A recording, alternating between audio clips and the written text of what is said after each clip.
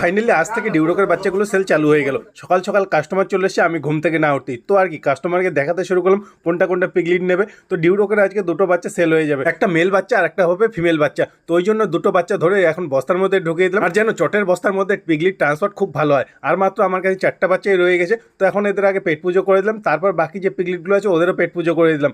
দেখো কত সুন্দর করে ওর মার সাথে খাবার খাচ্ছে। এরপর চলে গেলাম আমি মুরগির ফার্মে গিয়ে আগে মুরগির বাচ্চাগুলো জলের পাত্র খাবারের পাত্র ইনস্টল করে দিলাম। দেখো কীভাবে ঝাঁপিয়ে পড়লো। এরপর ডিম পাড়া মুরগিগুলোকে খাবার দিয়ে এদের ডিমগুলোকে কালেক্ট করে নিয়েছিলাম। ফাইনালি ফার্মের কাজ কমপ্লিট করে এখন ম্যাডামকে নিয়ে স্কুলে ড্রপ করে দিলাম, আর ওদিক দিয়ে চলে গেলাম মুরগির খাবার আনতে ফিনিশার ফিট। তো একটা ফিনিশার ফিট স্কুটিতে লোড করে নিয়ে চলে এলাম ফার্মে। এর মধ্যে একটা কাস্টমার বলো 5 মিনিটের মধ্যে আসছে। তো আর কি ফার্মের মধ্যেই ফার্মটাকে ক্লিন করতে শুরু করলাম, তারপরে পিগলিটগুলোর সাথে একটু টাইম পাস করতে শুরু করলাম। 5 মিনিট তো দেখতে দেখতেই কেটে যাবে, কিন্তু 1 ঘন্টা পরে কাস্টমার এলো। আমার যে এই কালো পিকটা আছে ওটা বিক্রি করার প্ল্যানিং চলছে, তো ওইটাই দেখার জন্য একটা কষাই কেটে গেছিলাম, কিন্তু দাম ঠিকমতো বললো না, মনে হচ্ছে আরও 3-4 জনকে দেখাতে হবে। এরপর ফটাফট স্নান করে এখন চলে গেলাম ম্যাডামকে আনতে। ম্যাডামের স্কুলের ছুটি হয়ে গেছে, আর এখন ম্যাডামের জেদ হলো ম্যাডাম নাকি ঘর সাজানোর কিছু আসবাবপত্র কিনবে। তো ওই জন্য চলে গেলাম কাঠের দোকানে। ওখানে গিয়ে যে ডিজাইনগুলো আছে ওগুলো ডিজাইন তো একটাও পছন্দ হলো না, তো আর কি মন খারাপ করে চলে এলাম বাড়ি এসে দুজনে মিলে আগে পেট পুজো করে নিলাম। তারপরে আরও একটা কাস্টমার আছে দুটো পিগলিট নেওয়ার উদ্দেশ্যে, তো আজকে আবার দুটো ডিউরকের বাচ্চা সেল হয়ে যাবে। তো ওই জন্য কাস্টমার ইচ্ছা অনুযায়ী যেটা যেটা পছন্দ হয়